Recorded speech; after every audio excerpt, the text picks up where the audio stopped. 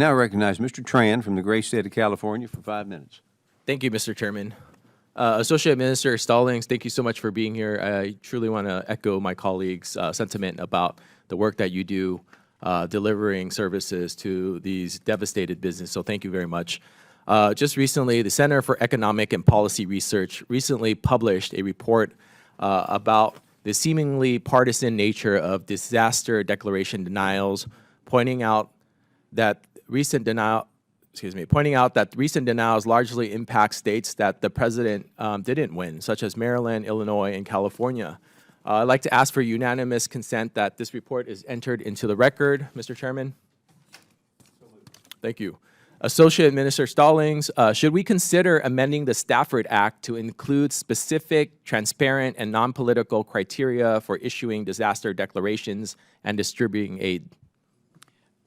I can tell you firsthand, there is no point on SBA's application where we ask if you're a Republican or Democrat. We just want to know, are you a disaster survivor?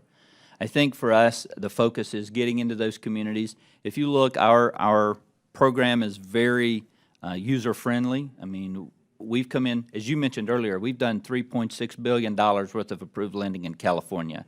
And to your point, I don't think the president won California, but we're $3.6 billion of lending there.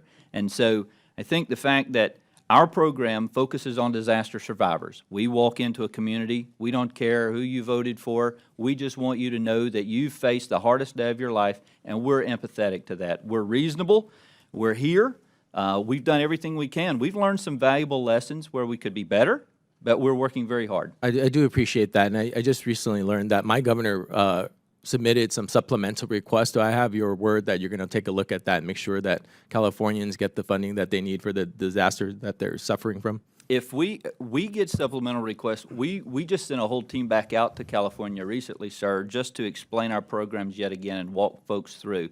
We're very open with our program to assisting those with any needs.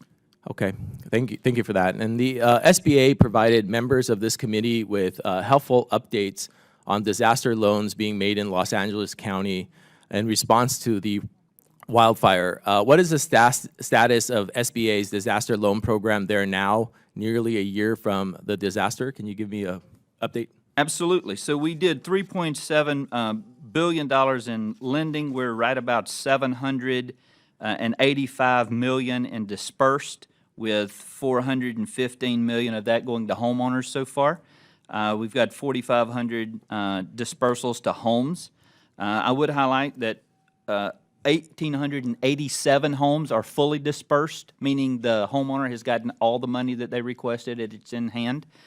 We have gone out and done some windshield surveys. We would hoping to make sure that our program was assisting folks in recovery. We're not seeing as much build back as we would like to see, but we are getting the money out, and still, to the point I made earlier, we had a request that some seniors were struggling with some follow-up. So we've just now put a whole team back out doing community events, walking those program, or anyone who's having difficulty with our program. We're going to houses of worship, you name it. We're making sure we're getting in there. Thank you, Mr. Stallings. Then a big thank you to your team that's out there on the field leading that effort.